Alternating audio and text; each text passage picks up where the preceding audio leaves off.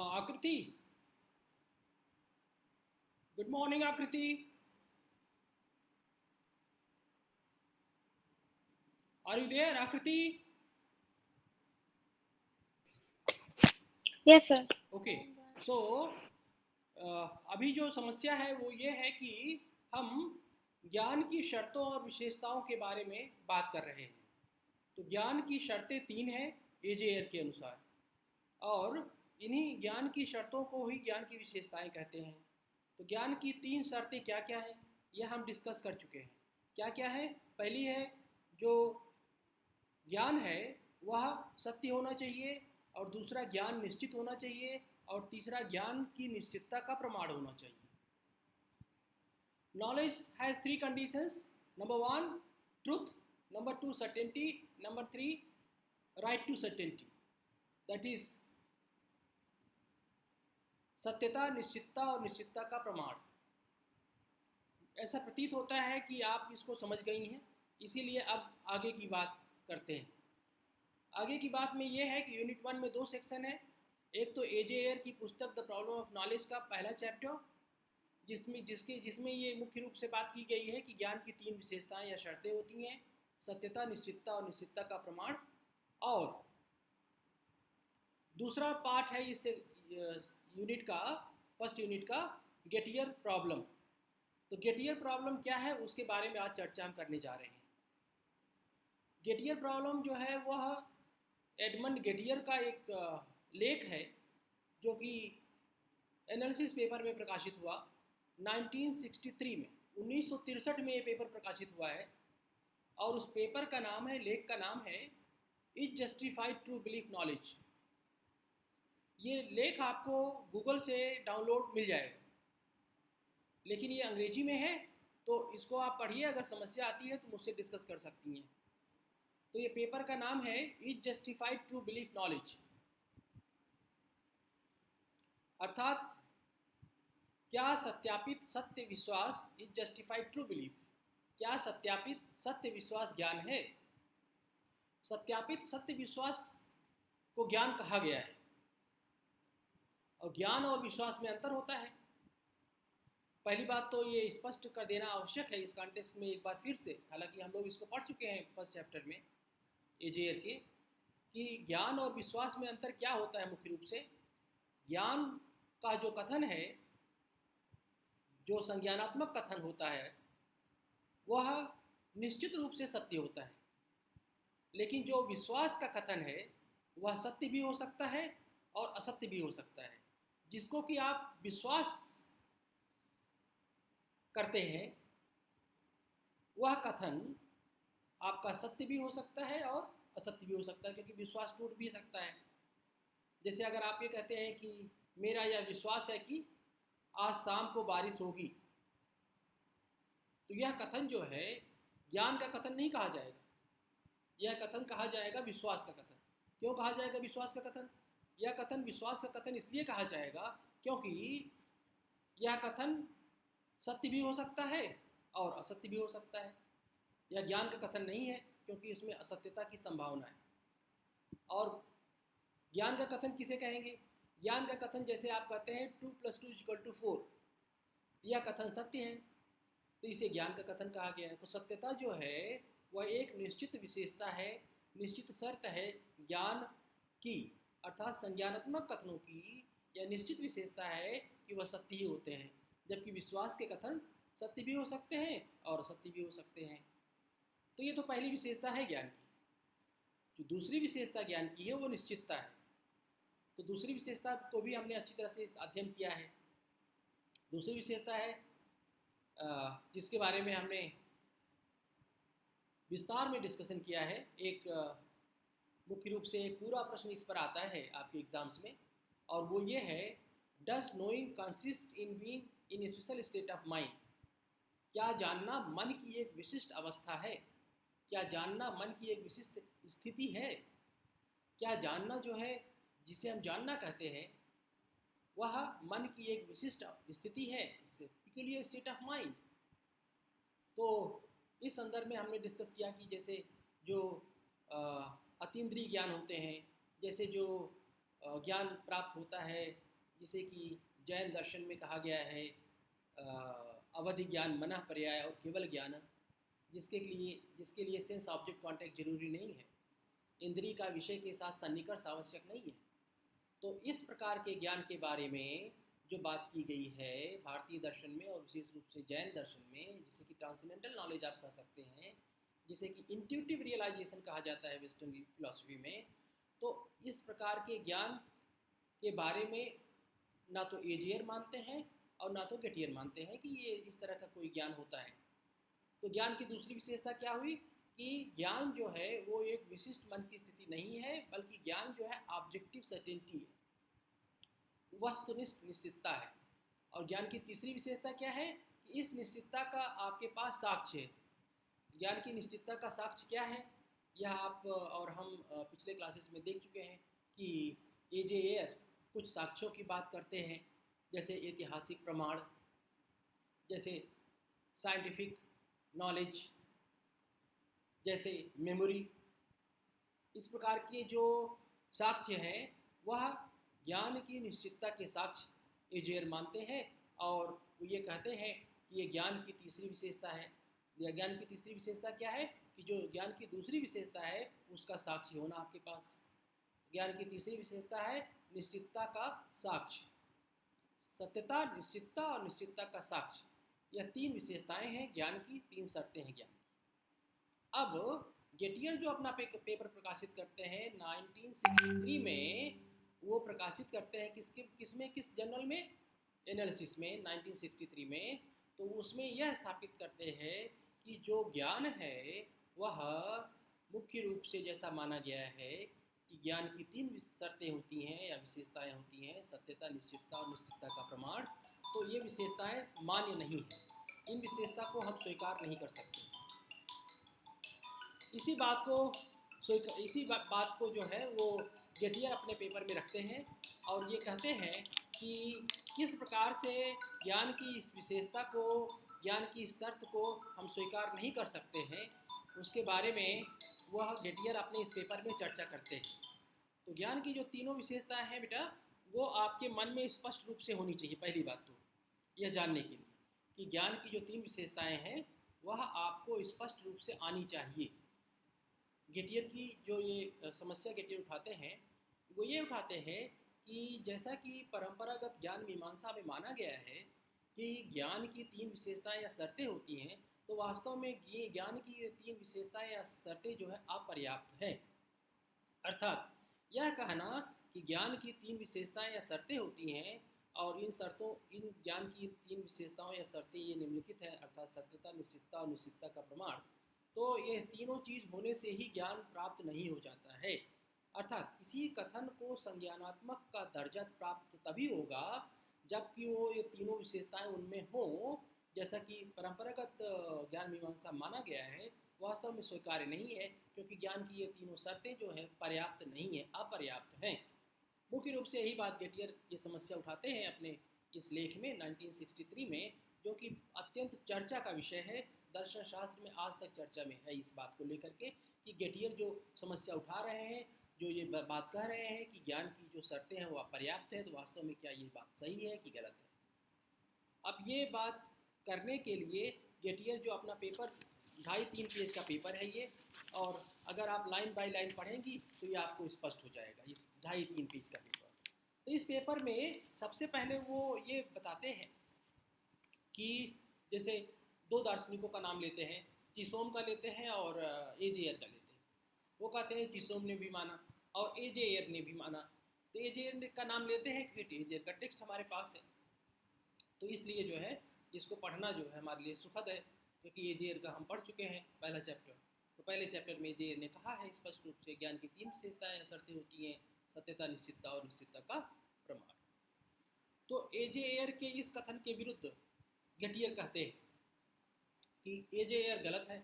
ऐसा जो कह रहे हैं कि ज्ञान की तीन विशेषताएं या शर्तें होती हैं, एजेयर गलत है। गलत क्यों है? क्योंकि ये तीनों शर्तों के पूरा होने के बावजूद हो सकता है जिसे कि ज्ञान का दावा किया जा रहा है कि एक संज्ञानात्मक कथन है या ज्ञान की स्थिति है, वास्तव में ज्ञान की स्थिति ना। तो इसके लिए वह दो उदाहरण देते हैं, जिसमें से केवल एक उदाहरण आपके सामने आज हम रखेंगे, और यही एक एग्जाम्पल हम डिस्कस करेंगे आज, और उसके बाद अगला एग्जाम्पल डिस्कस होगा कल। और ये अगला एग्जाम्पल डिस्कस होने के बाद कल प्रोफेसर गोपाल साहू का, Allahabad university head of department philosophy का लेक्चर है गेटियर प्रॉब्लम पे।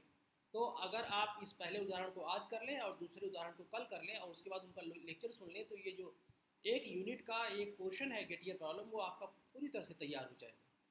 तो मेरी राय यही है कि पहले हम लोग इसको डिस्कस कर लें, पहला जो उदाहरण है, और आज का क्लास यहीं ख़त्म हो जाएगा। तो पहला उदाहरण क्या है? पहले उदाहरण में जैसे कि मैंने बताया, ये गेटियर क्या करना चाह रहे हैं, इस उदाहरण के द्वारा गेटियर यह साबित करने की कोशिश कर रहे हैं कि एजे एयर मुख्य रूप से, और चीसोम का भी चर्चा उन्होंने किया है कि एजे एयर हम पढ़ चुकी है, इसलिए एजे एयर के कॉन्टेक्स्ट में बात कर रहे हैं कि एजे एयर ने जो अपनी पुस्तक में पहले चैप्टर में कहा है कि ज्ञान की 3 शर्तें होती हैं, सत्यता, निश्चितता और निश्चितता का प्रमाण। तो ऐसा हो सकता है कि सत्यता, निश्चितता और निश्चितता का प्रमाण होने के बावजूद भी ज्ञान की स्थिति न हो। ये बहुत बड़ा चैलेंज है फिलॉसफी में, क्योंकि एजेयर ने स्पष्ट किया था कि ये 3 शर्तें अगर पूरी हो जाएंगी तो ज्ञान की स्थिति प्राप्त हो सकती है, प्राप्त होती है। हालांकि एजेयर भी ये कह रहे हैं कि सत्यता का स्वरूप क्या होगा, निश्चितता का स्वरूप क्या होगा, निश्चितता के प्रमाण का स्वरूप क्या होगा, इस पर चर्चा हो सकती है। लेकिन वह मुख्य रूप से कहते हैं कि ये तीनों शर्तें मुख्य रूप से हैं, और मोटा मोटी अगर आप ये तीनों शर्तों को पूरा करते हैं तो ज्ञान की स्थिति हो जाएगी। लेकिन एजेयर कहते हैं कि इन तीनों शर्तों, एजेयर कहते हैं कि तीनों शर्तों की बात तो मैं कर रहा हूँ, लेकिन इन तीनों शर्तों के जो स्वरूप में अंतर हो सकता है। Nature of these three conditions, that is truth, certainty and right to certainty, may differ from context to context. That is his point of view, but these 3 conditions are sufficient conditions. तो जो इनका यह विचार है एजेयर का कि यह 3 शर्तें जो है नेसेसरी एंड सफिशिएंट कंडीशन है ज्ञान की, जो कि पेज नंबर 36 में वो जिक्र करते हैं एजेयर अपनी पुस्तक में, last paragraph, almost last paragraph में है कि ज्ञान की 3 शर्तें होती हैं, सत्यता, निश्चितता और निश्चितता का प्रमाण, और तीनों शर्तें अनिवार्य और पर्याप्त शर्तें हैं। तो गेटियर कहते हैं कि ज्ञान की ये तीनों शर्तें पर्याप्त शर्तें नहीं हैं, क्योंकि पर्याप्त तब हो माना जाता जब इन तीनों के द्वारा ही ज्ञान की प्राप्ति हमें हो जाती है। लेकिन ऐसा देखा गया है कि इन तीनों के होने के बावजूद भी ज्ञान की प्राप्ति नहीं होती है। तो पहला केस, पहला उदाहरण, पहला जो दृष्टांत देते हैं गेटियर, वो आज हम डिस्कस कर रहे हैं इस कॉन्टेक्स्ट में। पहला इनका जो गेटियर का दृष्टांत है वो ये है कि 2 लोग हैं, एक है जोन्स और दूसरा है स्मिथ। एक नौकरी के लिए अप्लाई करते हैं और स्मिथ ये मान लेता है कि नौकरी जो है वो जोन्स को मिलेगी, और स्मिथ जो है यह कैसे मान लेता है कि नौकरी जो है जोन्स को मिलेगी। स्मिथ इस प्रकार से मान लेता है कि जोन्स और स्मिथ जिस कंपनी में अप्लाई करते हैं, उस कंपनी का जो मालिक है उसने स्मिथ को बता दिया है पहले से कि नौकरी तो मैं जोन्स को ही देने जा रहा हूँ। तो जोन्स को ये पता है कि नौकरी उसे मिलेगी, जोन्स को मिलेगी और उसको नहीं मिलेगी, स्मिथ को नहीं मिलेगी। अब और इसी दौरान स्मिथ ने जोन्स की पॉकेट में 10 सिक्का देख लिया है, 10 कॉइन्स। जोन्स के पॉकेट में स्मिथ ने 10 सिक्का देख लिया है। तो वह एक जो यह अनुमान लगाता है, एक कथन निगमित करता है, इंटेलमेंट की चर्चा की गई, लॉजिक में आपने पढ़ा होगा या पढ़ रहे होंगे कि इंटेलमेंट, वही इंटेलमेंट करता है कि उसके पास 2 कथन हैं। पहला कथन क्या है कि जोन्स को नौकरी मिलेगी, और दूसरा कथन क्या है कि जोन्स की पॉकेट में 10 सिक्के हैं। तो इन दोनों कथनों का संयोजन कर देता है। कौन कौन से कथन है कि जोन्स को नौकरी मिलेगी, और दूसरा कथन है जोन्स की पॉकेट में 10 सिक्के हैं। इन दोनों कथनों का संयोजन कर देता है स्मिथ, और फिर संयोजन से एक तीसरा कथन निकालता है, और वो कथन क्या है, नौकरी उसी व्यक्ति को मिलेगी जिसकी पॉकेट में 10 सिक्के हैं। अब इस पर ध्यान दीजिए आप, ये जो कथन है, क्या कथन है, नौकरी उसी व्यक्ति को मिलेगी जिसकी पॉकेट में 10 सिक्के हैं। इसी कथन के बारे में सारी चर्चा है इस दृष्टांत 1 में। यह जो कथन है गेटियर के अनुसार परंपरागत ज्ञान मीमांसा इंक्लूडिंग एजे एयर यह मानेंगे कि यह कथन सत्य है कि उसी व्यक्ति को नौकरी मिलेगी जिसकी पॉकेट में 10 सिक्का है। तो गेटियर के अनुसार स्मिथ का यह कहना कि उसी व्यक्ति को नौकरी मिलेगी जिसकी पॉकेट में 10 सिक्का है, यह कथन परंपरागत ज्ञान मीमांसा और एयर के अनुसार भी यह सत्य है। क्यों सत्य है? क्योंकि स्मिथ ने देखा है जोन्स की पॉकेट में 10 सिक्का, और स्मिथ ने देखा है, सुना है, कंपनी के मालिक ने बताया है कि उसी व्यक्ति को नौकरी मिलेगी, जोन्स को ही नौकरी मिलेगी। तो यह कथन जो है सत्य है, यह कथन निश्चित भी है, क्योंकि स्मिथ तो अपने माइंड में निश्चित है उसी को नौकरी मिलेगी। किसको मिलेगी? जोन्स को नौकरी मिलेगी। और तीसरा, इस स्मिथ के तीसरी कंडीशन भी ज्ञान पूरी करता है, यानी कि अर्थात निश्चितता का प्रमाण है। प्रमाण क्या है? उसके पॉकेट में 10 सिक्का देखा है, और जोन्स की पॉकेट में 10 का सिक्का देखा है, और कंपनी के मालिक ने स्मिथ को बताया है कि नौकरी जोन्स को मिलेगी। इस प्रकार यह जो इंटेलमेंट का स्टेटमेंट है कि नौकरी उसी व्यक्ति को मिलेगी जिसकी पॉकेट में 10 सिक्का होगा, यह सत्य है, निश्चित है और निश्चितता का प्रमाण है। तो गेटियर के अनुसार यह परंपरागत ज्ञान मीमांसा के अनुसार यह कथन तो ज्ञान का कथन होना चाहिए, लेकिन यह होता नहीं है। ज्ञान का कथन कैसे नहीं होता है? नौकरी जो है जोन्स के बजाय स्मिथ को मिल जाती है, और स्मिथ को यह पहले पता नहीं होता है कि उसकी पॉकेट में कितना सिक्का है। बाद में जब वह नौकरी मिलने के बाद देखता है तो उसकी पॉकेट में कुल 10 सिक्का निकलता है। 10 सिक्का निकल जाता है, तो अब यह उपयुक्त कथन, अर्थात उसी व्यक्ति को नौकरी मिलेगी जिसकी पॉकेट में 10 सिक्का होगा, तो यह कथन सत्य है, निश्चित है और निश्चितता का प्रमाण है। लेकिन होना चाहिए था कहाँ पे? सत्य जोन्स के ऊपर। सत्य कहाँ हो रहा है? स्मिथ के ऊपर, क्योंकि नौकरी तो मिली स्मिथ को। अब यही समस्या गेटियर क्रिएट करते हैं।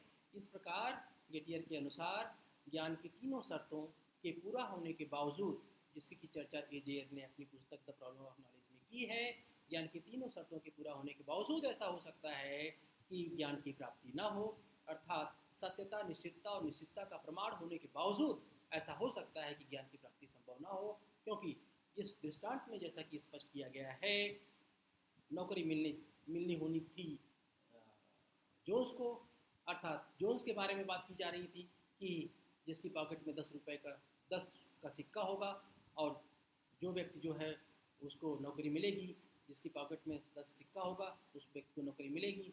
तो वास्तव में जोन्स को मिलनी होनी थी, लेकिन मिल गई नौकरी स्मिथ को। लेकिन यह कथन जो है कि जिस व्यक्ति को नौकरी मिलेगी उसके पॉकेट में 10 का सिक्का होगा, वास्तव में सत्य कहाँ हो रहा है? स्मिथ के ऊपर। और सत्य होना कहाँ था? जोन्स के ऊपर। इस प्रकार से यह कथन जो है सत्यता के तीनों शर्तों के पूरा होने के बावजूद, वास्तव में यह कथन संज्ञानात्मक कथन नहीं है, ज्ञान का कथन नहीं है। यह कथन ज्ञान के तीनों शर्तों को पूरा करता है, सत्यता, निश्चितता, निश्चितता का प्रमाण पूरा करने के बावजूद यह कथन जो है वो संज्ञानात्मक कथन नहीं कहा जा सकता है। क्यों? क्योंकि यह कथन जो है जोन्स के ऊपर सत्य ना होकर के स्मिथ के ऊपर सत्य हो रहा है। इससे क्या साबित करते हैं गेटियर? कि ज्ञान की तीनों शर्तों के पूरा होने के बावजूद ऐसा हो सकता है कि ज्ञान की प्राप्ति न। तो ज्ञान की तीनों शर्तों के पूरा होने के बावजूद अगर ज्ञान की प्राप्ति नहीं हो रही है, इसका तात्पर्य यह है कि ज्ञान की जो परंपरागत परिभाषा दी गई है, ज्ञान की परिभाषा जो एजेयर ने अपने द प्रॉब्लम ऑफ नॉलेज पुस्तक में दी है, अर्थात ज्ञान की अनिवार्य और पर्याप्त शर्त यह है कि ज्ञान की 3 शर्तें हैं। क्या क्या? सत्यता, निश्चितता और निश्चितता का प्रमाण। वास्तव में यह तीनों शर्तें पर्याप्त शर्तें नहीं है। अनिवार्य शर्तें तो ठीक है, लेकिन ये पर्याप्त शर्तें नहीं है, इसलिए ज्ञान की किसी और शर्त की आवश्यकता है, फोर्थ कंडीशन ऑफ नॉलेज, जिसको कि गेटियर कहते हैं कि हमारा तात्पर्य केवल इतना सिद्ध करना है कि ज्ञान केवल 3 शर्तों से ही प्राप्त नहीं किया जा सकता है, ज्ञान की और कोई शर्त हमें ढूंढनी पड़ेगी। तो मुख्य रूप से ज्ञान का जो ज्ञान की कसौटी जो है परंपरागत ज्ञान मीमांसा में, उसको क्रिटिसाइज करना इनका उद्देश्य है गेटियर का। इसी उद्देश्य से इन्होंने पेपर लिखा और पहला उदाहरण आपके सामने प्रस्तुत हुआ।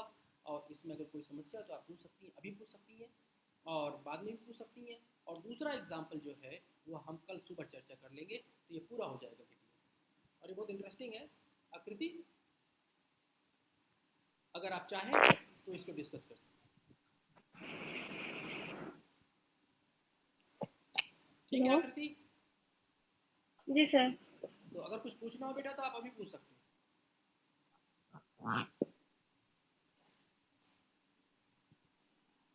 या फिर कल पूछ सकते हो आप। हो सकता है कल और कुछ लोग जुड़ेंगे। ठीक है? जी सर। ठीक जी है, सर। ओके, फिर कल क्लास में मिलते हैं। Okay, thank you. ओके।